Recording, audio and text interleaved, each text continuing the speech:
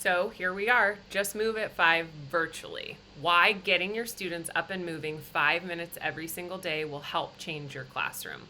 Whether you are fully remote, transitioning into the hybrid model, or maybe you're going back fully in person, getting your students up and moving every single day will literally change your classroom, and here's how you do it. So a challenge was actually presented to me for me to get up and move 5 minutes a day and see what it did to my day. And I noticed a huge change in me, and I thought to myself, this probably will really change my students as well, so let's try it. We call it Just Move at 5, and here's the setup of it. This is an actual picture over here in my classroom on the whiteboard. I just sectioned off a little piece, and there's pictures from previous years when we were in person of doing movement in the classroom.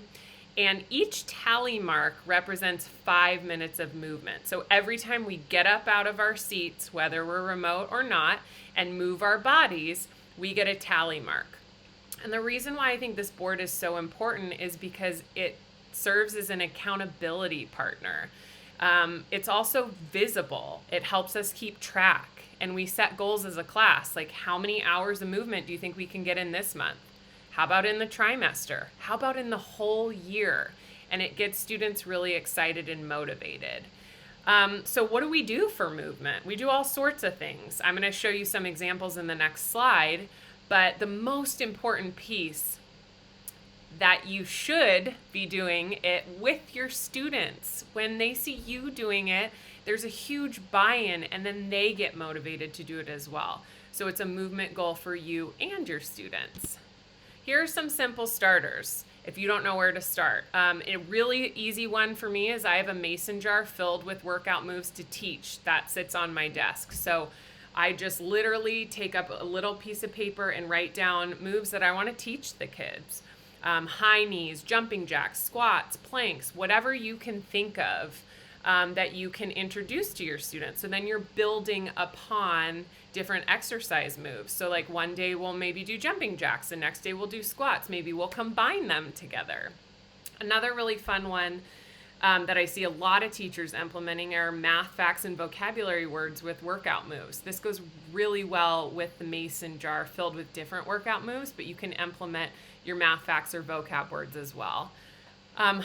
In true 2020 fashion, I also did a toilet paper workout. Since I am teaching fully remote, I had the kids grab a roll of toilet paper if they had one at home, and I taught them different ways to use toilet paper as a weight. So we did bicep curls with the toilet paper, we did overhead presses, and it just was a funny, fun way to get their home involved in their workout as well. Another great one is a canned goods scavenger hunt. So I'd have them go get different types of canned goods they had at their house, and same thing.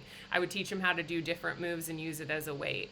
It's simple. The simpler, the better. The easier, the better. It's quick. It's 5 minutes every single day that you can add into your classroom to make your students come alive a little bit. They're in front of a screen a lot, or they're sitting in front of you a lot, and they need to get up just like we need to get up and move our bodies as well. Why 5 minutes? Well, it's attainable. As teachers, our time is really short. We have so much to teach in such a short amount of time, and 5 minutes is totally attainable. And usually what happens is you do a little bit more than 5 minutes every day. It's fun and builds classroom community.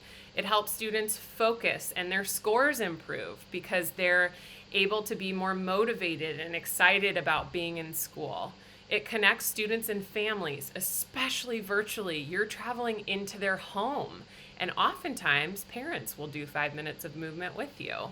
It also allows for healthy habits to be created for students in and outside of the classroom. So I hope you'll join me in trying Just Move at 5.